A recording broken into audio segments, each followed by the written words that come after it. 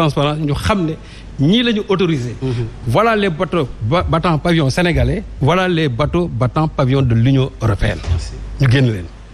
Ça a été 2 listes, les navires nationaux et les navires étrangers. Et la liste a été claire. Léegi nag le président Diomaye Faye, dans sa campagne, il n'a jamais dit que dafay annuler les accords de pêche. mënu ko sa annuler. Il l'a pas dit. Il a dit qu'on va voir pour la renégociation. Parce que li nga xamante ne moom lañ négocié woon. De 2014 jusqu'à aujourd'hui, parce que c'est des accords de 5 ans. 2014 jusqu'à aujourd'hui dafa war a expirer au mois de novembre. Léegi maintenant il est question à part de là xool nan lañ koy renégocier xam lu mu indi loolu. Parce que déséquilibre bi nga xam ne moo am ci accords yi la. Imagine-toi par exemple les bateaux de l'Union européenne.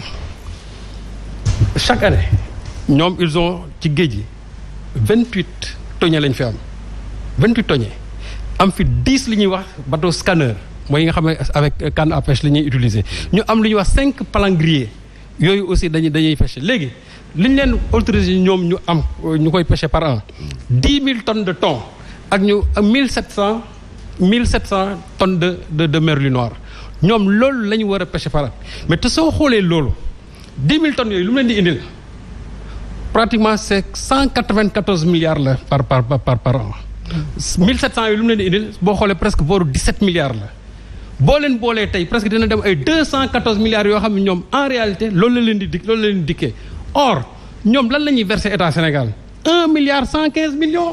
loolu la ñuy verser c'est-à-dire le déséquilibre boobu de tout temps les gens l'ont toujours dit.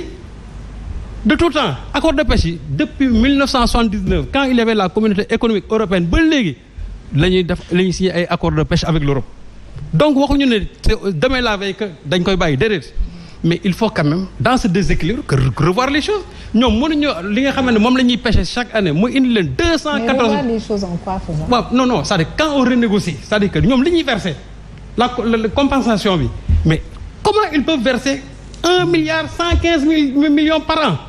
Alors que ñoom li ñuy am ci loolu rek nee naa la normalement ça devait revenir à 214 milliards. Mais il y a un déséquilibre que loolu ñun dañ ko naqarlu. am na bénéfice. Alors voilà le problème fondamental c'est ce déséquilibre te tey soo demoon tey Mauritanie. Avec la Mauritanie ça ne se passe pas comme ça. Ils sont forts hein.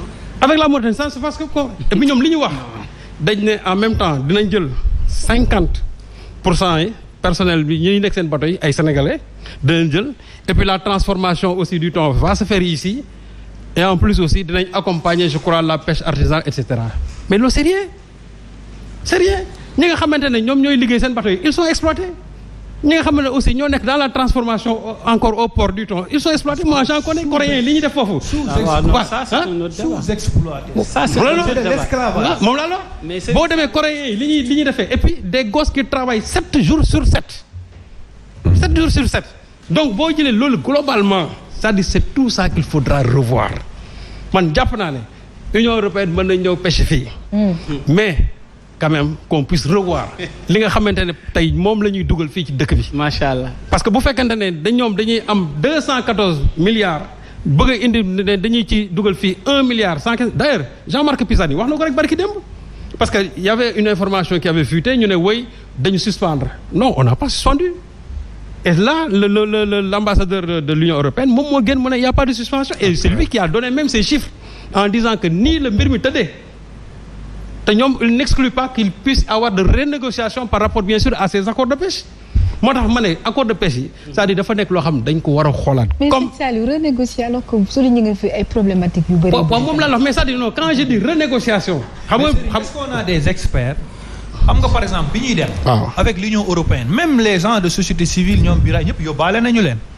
mooy bi Union européenne di defaat bii régime bii dem mais xam nga comme ci pétrole ak gaz dex am nañ dama la koy laaj. parce que chercheurs des experts en la matière. xam nga tey fa ñuy dem di négocier. c'est-à-dire parce que contrôle ba. amul les experts sont là mais souvent on les amène pas. D'accord. Souvent on les amène pas.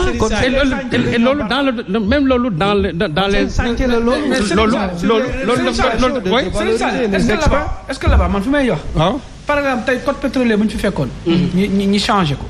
tey est-ce que tamit xam nga tamit ñii dañuy am 200 milliards fay 1 milliard 500 toujours am na lu ko tënk. waaw mais attention. non Sow la pour vous dire. non mais ma ñëw j'ai lu le code de la pêche. élaboré en 2015. man je trouve que code bi sax ni ñuy wax dañ koy xool mais code bi c'est un bon code. Peut-être mën na am loo xam ne mën nañu ko ci yokkaat mais le problème tu sais dans ce pays c'est quoi. c'est-à-dire c'est l'applicabilité des codes et des lois dans ce pays. loolu c'est-à-dire que loolu mooy problème bi li nga xam ne moo nekk ci biir code bi. c'est un code qui est bien c'est un code qui est bien pensé. xam nga tey fi ma wax naa ne code pétrole bu ñu ñëwee dañ ko repensé code bi pour man li ma la wax mooy tey ci wàllu accord yi mooy tey nous les politiques ñun les politiques duñ ci lu bëri. xam nga tey le véritable problème. ce sont tey les fonctionnaires tey ñoo xamante ne tey ñoom ñoo yor mbir mi ñoo ŋànk mbir mi les techniciens gis nga tey. dama ne tey moom la je reviens à ça par exemple comme tey par exemple. bu ñu doon def la traque la traque là les trucs de détournement trucs yi. bien des mal acquis waaw donc bu ñu doon def détournement yi. billaay Diomaye dina jàpp ba moytu dina jàpp soxna bu dëkk ci biir kër amul tax ñun politique yi dañuy tëdd à l'aise te dañuy nelaw parce que amul tax nu ñu tëggee tey code Sénégal yi muy code ci pêche bi muy tey ci la loi les lois sur les finances la gestion bu ñu demee ba ci biir c'est les fonctionnaires qui sont enrichis au-delà des politiques et c'est important et bu ñu moytuwul dinañ jàpp ñoo xamante ne léegi Yacine ma daaneel léegi Yacine ma daaneel maintenant concernant d'ici novembre on pouvait attendre il nous reste 6 mois novembre contrat novembre lay jeex. yàggatul sëñ Ba léegi non concernant sëñ Saliou eggale non man lu ma jàpp mooy je parle un peu de politique lu ma jàpp mooy tey les gens vous attendent ailleurs mooy lan da ngeen wàññi dund.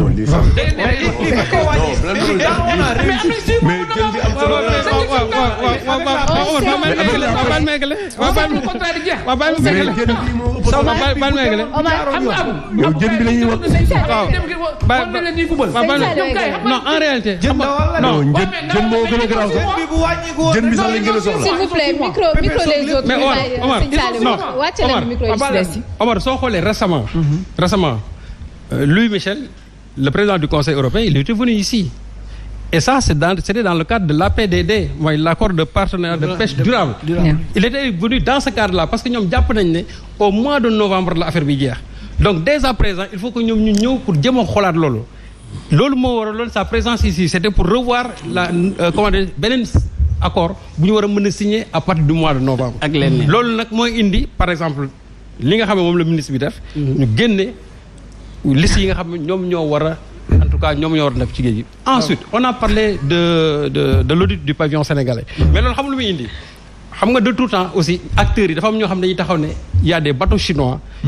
battant pavillon sénégalais c'est-à-dire de droit sénégalais. de tout temps am na ay acteurs yu koy wax. léegi nag bu ñu ko audité. su boobaa su fekkee ne c'est une réalité. ñu xam ne y a des chinois yoo xam ne dañ fi am ay prête-noms.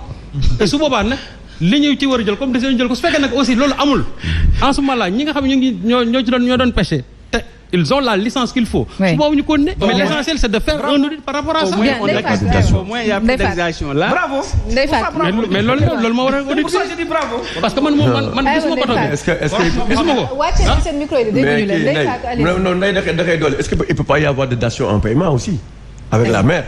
Est-ce que parfois mën nañu defal ay infrastructures ailleurs ne la kaa ñu jox la géej gi nga pêcher pour tant de mais yooyu la ko gars yi di leeral.